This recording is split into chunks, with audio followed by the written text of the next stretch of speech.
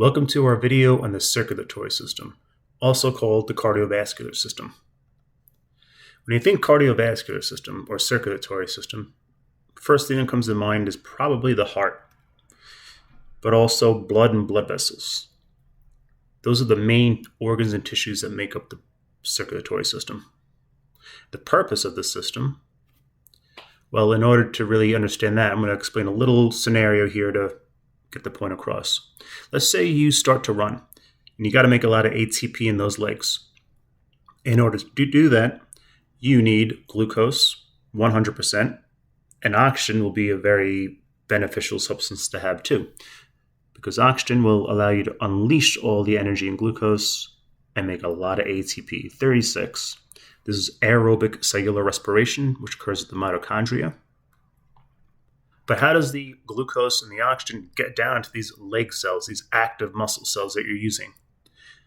Oxygen comes in at the lungs, glucose enters at the small intestine. But how do they get to the legs? They're going to be transported down to the legs by your blood. So the heart is going to pump and push the blood. The blood's going to carry the oxygen and the glucose to the active cells so they can still make ATP.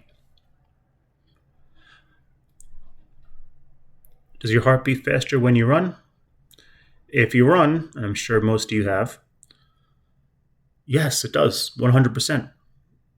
When the heart pumps faster, it's going to push the blood faster so it could deliver the oxygen and glucose to the active cells faster.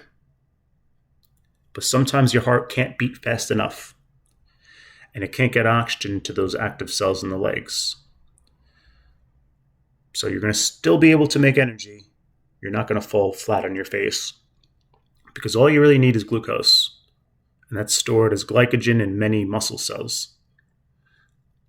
But when you make ATP with just glucose, you're going to make a thing called lactic acid, and you'll only make 2 ATP. This is called anaerobic cellular respiration. 2 ATP is going to make you feel tired. Lactic acid is going to make you feel sore. Sore and tired is referred to as fatigue. No matter which way you make ATP, you always make carbon dioxide. The liquid might change from water to lactic acid. The amount of ATP might change, but you always make CO2 no matter what organism you are. Whenever you make ATP, you make CO2. So the CO2 is building up in your tissue in your legs. This is not good because CO2 makes liquids acidic, just like a can of soda.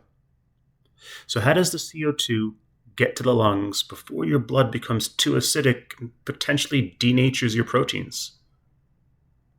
It's transported by the blood. The heart will pump the blood transporting waste like CO2 away from active cells. And when you run, you have a lot more CO2, so the blood will transport waste like CO2 away from active cells faster. The faster the heart beats, the faster the blood moves.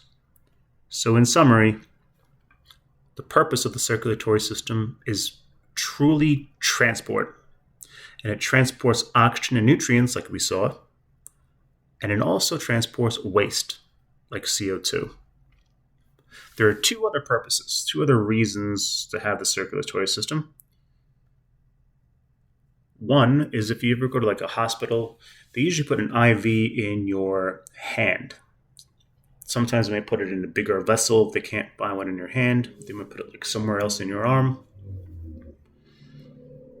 The reason they put the IV of medicine into your blood vessel is because the medicine will go into your blood and the blood will bring it back to the heart, and the heart will squeeze real hard and pump all that medicine around your body. And that medicine will only affect certain cells.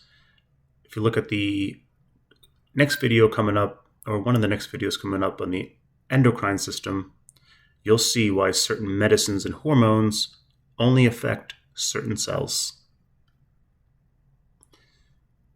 A final reason, on a cold day, you usually put your hands under your armpits, in your groin, and if you look at these areas, they have huge blood vessels.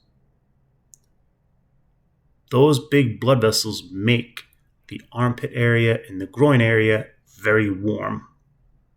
Therefore, blood also transports heat, and you get the biggest blood vessels in those areas and in the main body, the torso and the abdomen. That's where most of your heat is in your body. As you get further away, like to your fingers and your toes, the blood vessels get smaller because those parts of your body are a lot smaller and they don't have any major organs there. Since there's less blood in your fingers and toes, it'll be cooler generally in your toes and fingers. So the last purpose of the circulatory system is transport heat. Let's take a look at the blood vessels. So here we got a heart right in the middle of the screen. At the very bottom, we have some active cells making their ATP and also making CO2. Let's start at this big blood vessel at the top of the heart. It looks like arrows are pointing away from the heart. This is a great big blood vessel called an artery. Specifically, this one's called the aorta. But arteries, they're very thick if you look at a cross-section, and they're going to transport blood away from the heart. They're very thick due to the extreme pressure, blood pressure, meaning the heart will pump the blood directly into these blood vessels, the arteries. So they have to be very thick or they'd explode. They contain generally oxygen-rich blood, but there is an exception. There is one blood vessel, one artery, that contains oxygen-poor blood, and that's the pulmonary artery. That artery is going to bring CO2-rich blood away from the heart to the lungs. A little note on blood pressure. Blood pressure is simply the force of the blood on the blood vessel walls. So normal blood pressure, we'll give it 4 arrows. What could increase the force of the blood on the blood vessel walls? Well, if you ever took a hose and the water dribbles out of it, and you want that water to shoot out of it to spray your brother or sister or a friend, you put your finger in the hose and you partially block it. That will drastically increase the pressure. So a partial blockage in the human body, it's not a finger in your blood vessel. It's usually cholesterol, calcium deposits, usually from eating high saturated fat foods. Second, if you have high sodium, some of that salt will be actively diffused into your blood. Therefore, water will diffuse out of your body cells, dehydrating you, and putting more water in the blood vessel increases the force on the blood vessel walls. So high sodium diets could also cause high blood pressure. All these nutrients, the oxygen we're looking at specifically right now, looks like it moves down to the active cells and it goes to these really skinny blood vessels called capillaries. These blood vessels, if you look at a cross section, they're only 1 cell thick. You could see the little nuclei inside the cells. So they're 1 cell thick blood vessels. Why? To allow for diffusion of waste and nutrients to and from the body cells.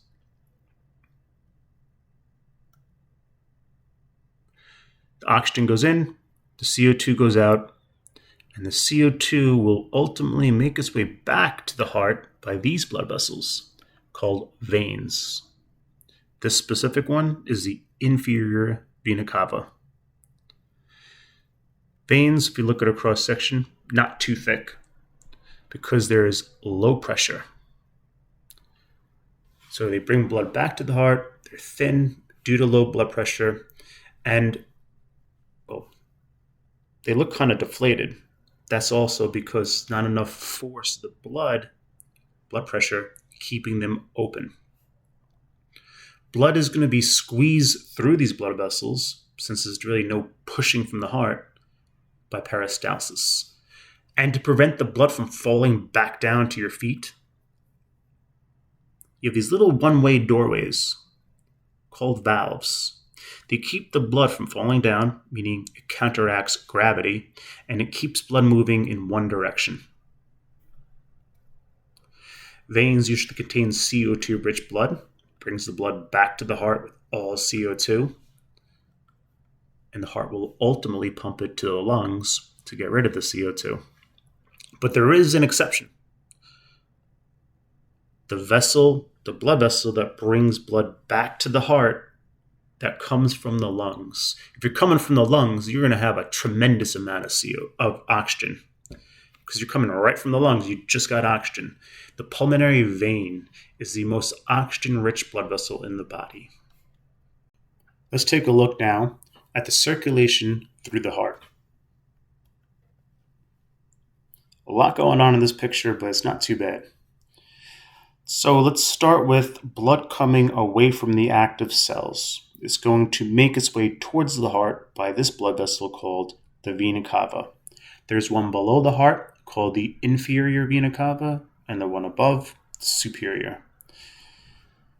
And it brings the CO2-rich blood back to the heart and dumps it into the right atrium, which collects CO2-rich blood from the body. That CO2-rich blood moves past a little valve into this V-shaped bottom chamber, really thick and muscular, called the right ventricle. It's thick and muscular because this ventricle, or the ventricles in general, do the pumping. It's going to pump all that CO2-rich blood to the lungs. This is called pulmonary circulation, circulation between the heart and the lungs. CO2 moves through this blood vessel on its way to the lungs. This blood vessel carries blood away from the heart, usually has oxygen. Not this artery. This artery is going to be called the pulmonary artery. It's one of those exceptions we just talked about. Pulmonary artery transports CO2-rich blood to the lungs so it can get rid of the CO2 and get oxygen. It's still part of pulmonary circulation. The pulmonary vein will bring blood back from the lungs to the heart. This oxygen-filled blood is going to travel by the pulmonary vein, which is unusual because veins usually carry CO2-rich blood. So the pulmonary veins, the other exception, carries oxygen-rich blood from the lungs to the heart. It's the highest oxygen content blood in the body, and it will dump it into the left side of the heart. The upper left side of the heart is called the left atrium, which collects oxygen-rich blood from the lungs. And that ends the pulmonary circulation. The oxygen-rich blood then moves down to this even thicker chamber of the heart called the left ventricle, the thickest chamber of the heart, because it has to pump blood not just to the lungs, like the ventricle. It doesn't do that. It pumps the blood to the entire body, and that's called systemic circulation, circulation between the heart and the body. And that blood moves through this great big tube called the aorta. And if you look, in the middle of the heart, it kind of separated into a left side and right side. The right side's filled with CO2, the left side's filled with oxygen. This separating middle divider is called the septum.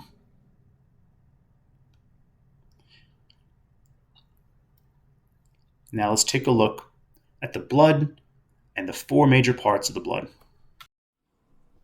So where exactly is blood made?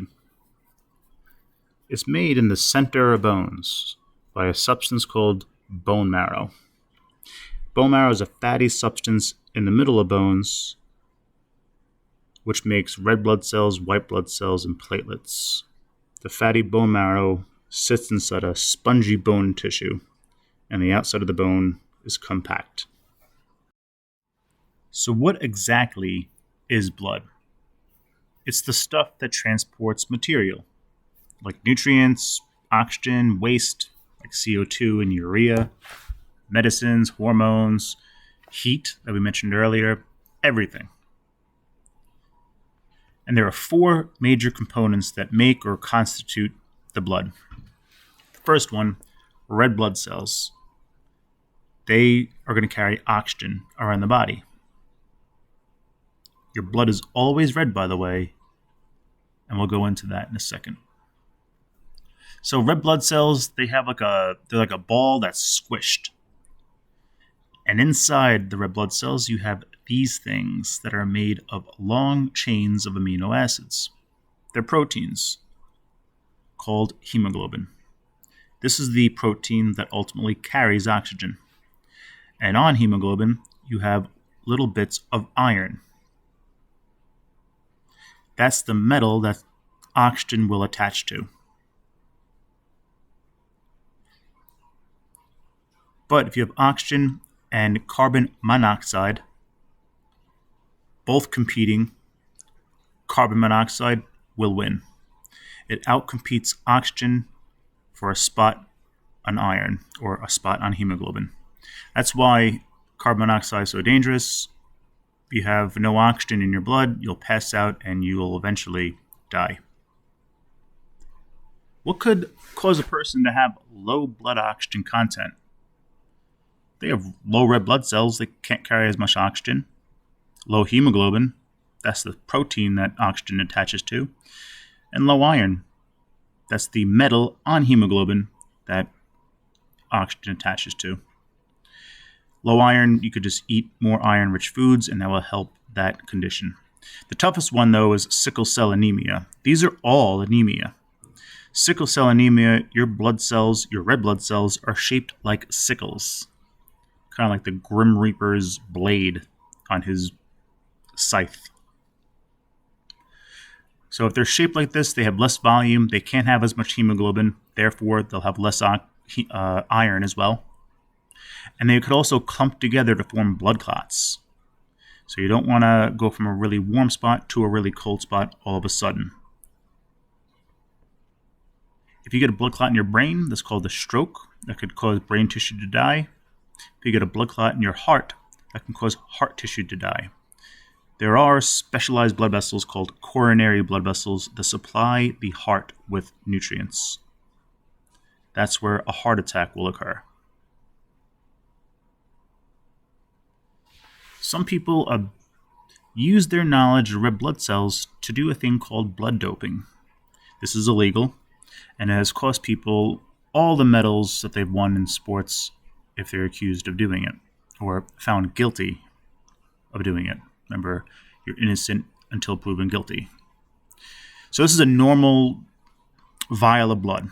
You take blood from somebody, put it in a centrifuge, and it separates the blood based on density. You have about 40% red blood cells, 60% roughly plasma, again, give or take, and you do have a little bit of platelets and white blood cells. Some people will take their red blood cells out of here, store them in like a refrigerator, and then put them back into their bloodstream. They'll literally inject their own red blood cells back into their blood.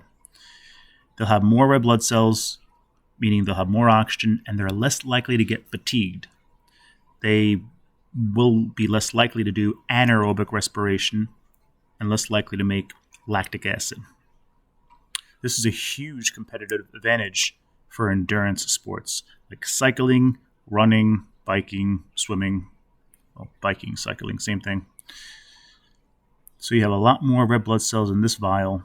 That person is a blood doper, and that could also thicken the blood, having all those red blood cells, causing clots. It's bad. All right, so we got one component down. The second component is plasma. This is the watery part of the blood, that yellow part of the blood that we looked at in the vial. This makes up most of your blood. It transports literally everything else besides oxygen, meaning carbon dioxide, all wastes, nutrients, medicines, hormones, heat. And this is the reason why plasma is yellow. The nutrients make it yellow. Platelets, they help clot your blood and prevent you from bleeding out. They stop you from bleeding. If you have low platelets, you're going to have a hard time clotting. So if you get cut, you'll bleed and bleed and bleed. This is a condition called hemophilia. White blood cells, the fourth and final component, they fight, attack, kill foreign invaders in the body, such as viruses, bacteria, parasites, all known as pathogens. And there are mainly two ways, some more we'll get into in another video, that which white blood cells attack and kill pathogens. They go up to a pathogen or something they don't recognize. They look at this protein and they're like, we don't know this. So the white blood cells will make antibodies to attach to that unknown protein called an antigen. The antibodies attach to the antigen and signal a white blood cell to come destroy it. So antibodies mark a virus for destruction. Another white blood cell comes over, eats it by endocytosis, also called phagocytosis in this case, and a lysosome will attach to the vacuole that contains the virus and releases enzymes to digest it. So the second way is engulfing. So it makes antibodies, marks the pathogen for destruction, and the second way white blood cells kill is engulfs the pathogen. Let's look at the two types of circulatory systems.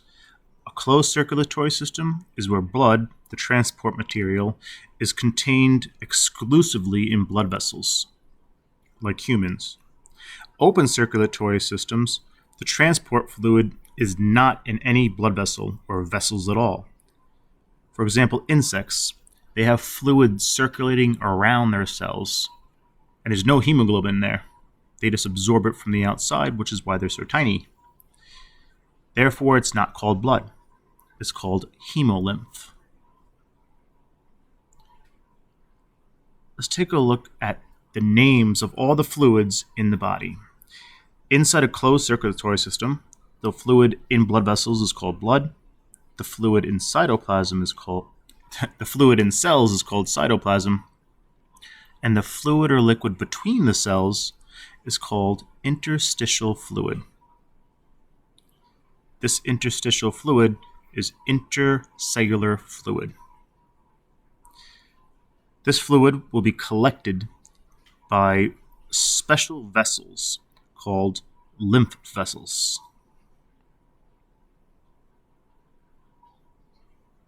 And once that interstitial fluid goes into the lymph vessels, it's therefore or then called lymph. This lymph fluid will go to a lymph node where it collects, and eventually this lymph fluid will re-enter the bloodstream where it will get filtered, cleaned, and be processed. This is known as lymphatic circulation.